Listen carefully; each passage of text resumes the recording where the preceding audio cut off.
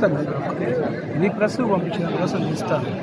వాగ్దానాలు చేసి కాలేజీలకు ఇవ్వవలసినటువంటి ఫీ రీఎంబర్స్మెంట్ని పసుపు కుంకుమ ఏదో ఇంకోటి రకరకాలుగా చెప్తున్నాడు.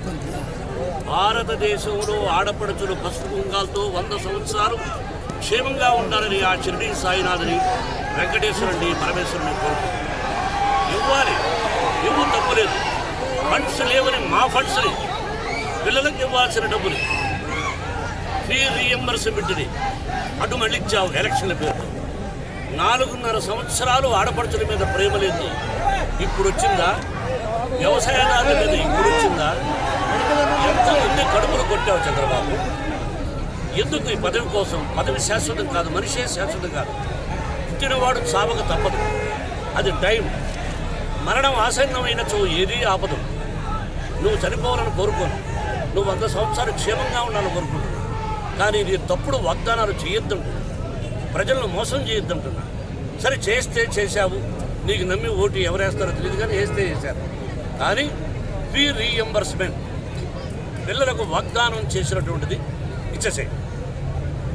నువ్వు అనొచ్చు నీ వాగ్దానం చేయలేదు కదా అని. ఓకే, రాజశేఖర్ రెడ్డి గారు వాగ్దానాలు చేశారు. ఏమని? చదువు లేని పేద విద్యార్థులకు ఫీ రీఎంబర్స్మెంట్ అని, ఆరోగ్యశ్రీ అని ఏదో పథకాలు పెట్టాడు. అవన్నీ క్యాన్సల్, నేను ఇవ్వడం లేదు అని చెప్పి ప్రమాణం చేయి. తప్పులేదు కదా, నిన్నెవరు ఏం అడగరు కదా. ఎందుకు నువ్వు అయినా నో అని చెప్పలేదు. ఇస్తానన్నావు, మళ్ళీ 3 మాసాలకు ఒకసారి ఇస్తానన్నావు. పిల్లల డబ్బులు ఎదురు పెట్టుకుంటావు.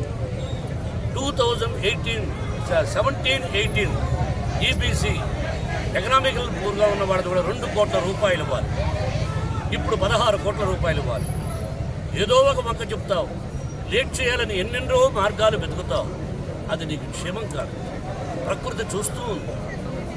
ఎంతో కాలం కాదిది ముళ్ళు తిరుగుతూ ఉంటుంది. రాత్రి పగలు, రాత్రి పగలు, పగలు రాత్రి, అమావాస్య పౌర్ణమి వస్తూ ఉంటాయి. ఎప్పుడూ పౌర్ణమి అనుకోవద్దు. మనం చూసాం, భారత భాగవత రామాయణాలు విన్నాం, చరిత్ర చూస్తున్నాం. చరిత్ర పునరావృతం అవుతుంది.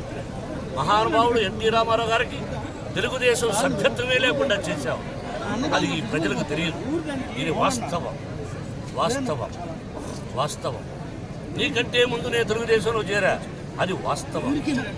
ఆ మహానటుడితో మేజర్ చంద్రకాంత్ సినిమా తీశా, నా ఆస్తులు తాకట్టు పెట్టి. ఎన్టీ రామారావు గారు సినిమా తీయమని చెప్పలా, మాతో ఎందుకు సినిమా అన్నాడు. లేదన్నయ్యా, నా యాంబిషను మీతో సినిమా తీయాలని. ఆ మహానుభావుడు నేను ఏమి ఇచ్చానో, డబ్బు ఏం తీసుకున్నాడు, ఆ రోజున ఎంత డిమాండ్ చేసినా ఇచ్చుండేవాడిని. లేకపోతే ఇవ్వలేనన్నయ్యా సగం ఇస్తానని చెప్పేవాడు. ఏ రోజున డబ్బులు అడగల. నా ఆస్తులు తాకట్టు పెట్టి ఆయన ఇది చేసి ఇదే తిరుపతిలో లక్షల మంది ఊరేగించి ఆయన మళ్ళీ ముఖ్యమంత్రిగా చేసిన ఘనత నా శ్రీ లక్ష్మీ ప్రసన్న పిక్చర్స్. నా పాట పెట్టుకొని బతుకుతున్నాను. పుణ్యభూమి నా దేశం నమో నమామి, మా అన్నయ్య పాట. అది పెట్టుకున్నా నువ్వు బ్రతకలేవు. నీకు నిజంగా దమ్ము ధైర్యం ఉంటే పుణ్యభూమి నా దేశం అనే పాటను నువ్వు పెట్టకుండా నువ్వు ప్రచారం చేయి. అటువంటి మహానుభావుడికి సభ్యత్వం లేకుండా చేశావు. నేను లేదనుకో, నన్ను కూడా తీసేశావు. అంటే క్రమశిక్షణ లేదని. నువ్వు క్రమశిక్షణ కలిగిన వాడివి. నీలో కొంతమంది, ఎంతోమంది క్రమశిక్షణ కలిగిన వాడు. తెలుగుదేశం కార్యకర్తల బిడ్డలు, వైఎస్ఆర్సీపీ కార్యకర్తల బిడ్డలు, బీజేపీ కార్యకర్తల బిడ్డలు, ఏది ఎన్ని పార్టీలు ఉన్నాయో అన్ని పార్టీల ప్రజల బిడ్డలు ఇక్కడ చదువుతున్నారు. కుల మతాలకు అతీతంగా నన్ను ఒక్కడు ఆశీర్వదించారు, అన్ని కులాలు ఆశీర్వదించాయి. అందరూ నాకు భోజనం పెట్టారు.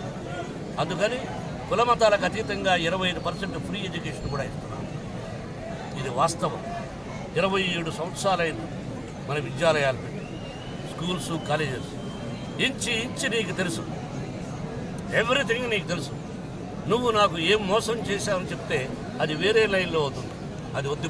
వాడికి ఉత్తరం రాసినప్పుడు వాడు తిరిగి రిప్లై ఇవ్వాల్సిన సమాధానం ఉంది.